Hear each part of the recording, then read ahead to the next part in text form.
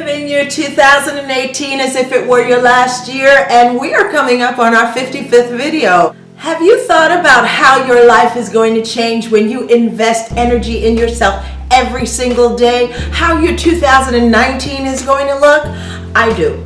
And I know it's going to be great for you. So today I wanted to talk to you about sleep deprivation, okay? Now this is something that maybe a lot of you are going, no, I sleep. Well, I wanted to tell you this story. Back in 2009, when I was starting to get sick, my health started to deteriorate so much that I wound up in the hospital, and I spent 2 weeks in the hospital.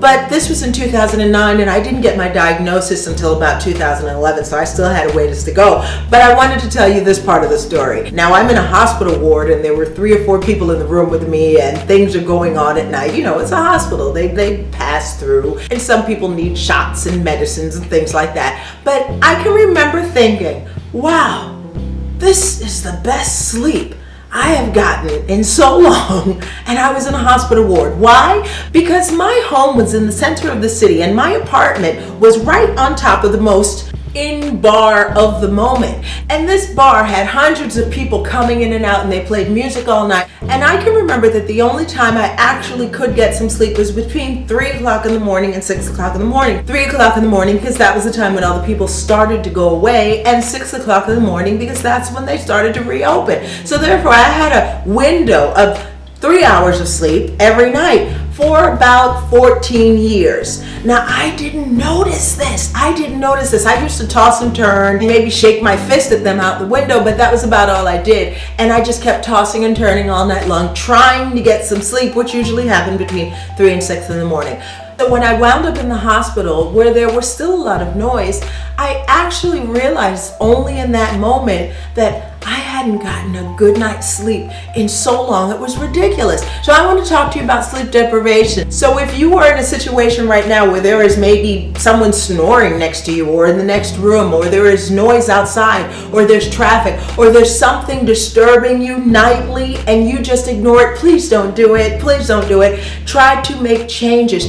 Sleep deprivation causes so many problems, and what happens is these problems then transfer over into the day, and we get debilitated and we stop functioning at optimum level, and we don't even realize it. Now, do you know that sleep deprivation has been linked to cardiovascular disease, type 2 diabetes, and also depression?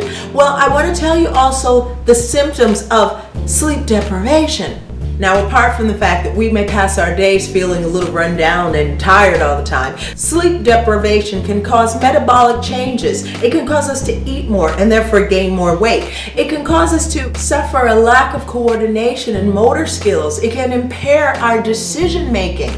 And maybe the number one thing that sleep deprivation can cause is brain fog and memory loss. It can also cause us to be prone to rage and irritability and increased anger. And we can also suffer from anxiety. We can also suffer from vision problems, apart from the fact that we can also have puffiness and red eyes and bags under our eyes. And we can also be prone to colds, flus, and other diseases because our immune system is impaired when we are suffering from sleep deprivation. And I want to tell you that you may not be noticing it because it happened to me. Okay, so I want you to look around your life at night and see if you are really getting your 6 to 8 hours of sleep. You know, as we get a little bit older, we maybe need a little bit less sleep, but basically let's say 7 to 8 hours of sleep, and good sleep at night. Okay, I want you to look at that. And then can I also remind you to take out those cell phones, turn off those electromagnetic things that are in our bedrooms. It's very important because we might not even realize